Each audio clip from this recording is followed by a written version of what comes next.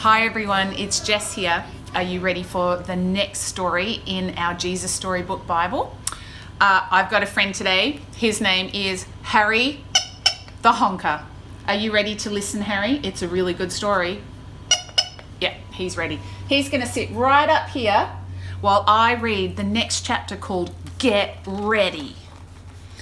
Have you ever been to a party that lasted a whole week? I don't think I have. How about a sermon that went on all day? Well, that's what happened to God's people after they came home from being slaves. They had forgotten how God wanted them to live or who they were supposed to be. So Ezra, Nehemiah read them the rules God had given Moses. But something odd happened. The more the sermon went on, the sadder they all got. Why? Was the sermon that boring? No, not really. It was strange, you see. As Ezra read the book of rules, it worked like a mirror. It showed them what they were like. And they didn't like what they saw. They saw that they had not been living the way they should. They saw that they were cruel and selfish. We've blown it, they've cried. Now God will punish us. They thought they knew what God was going to do, but they didn't. Of course, they might have picked up a clue from Ezra's name, which means help is here. And an even stronger one from Nehemiah's name, because his name means God wipes away our tears. That's a great name, isn't it? And that, as you'll see, is just exactly what God was getting ready to do. Ezra looked at God's children. Great hot tears were welling up in their eyes and streaming down their cheeks. He stopped his sermon mid-sentence and he shut the book.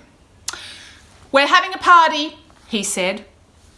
And so that's just what they did all week long. What a great party.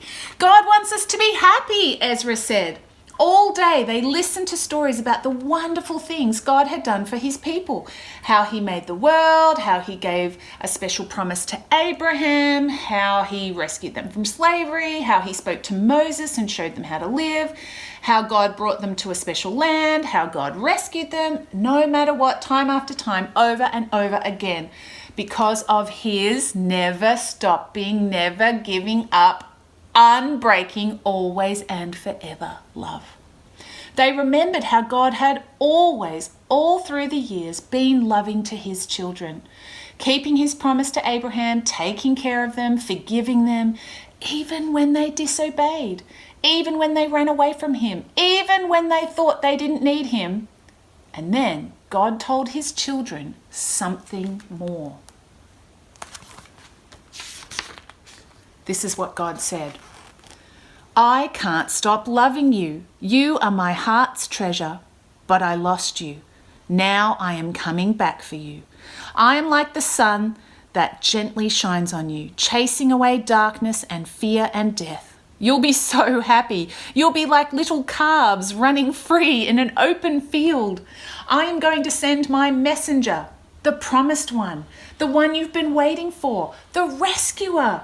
He is coming, so get ready. It had taken centuries for God's people to be ready, but now the time had almost come for the best part of God's plan. God himself was going to come, not to punish his people, but to rescue them. God was getting ready to wipe away every tear from every eye, and the true party was just about to begin. Wow, it's almost the most exciting part of the whole Bible, isn't it? I wonder if you know the rescuer's name. Do you know who's going to be born? We'll just have to keep reading for next chapter. The next chapter is called He's Here. So make sure you join us next time. All right, little honkers.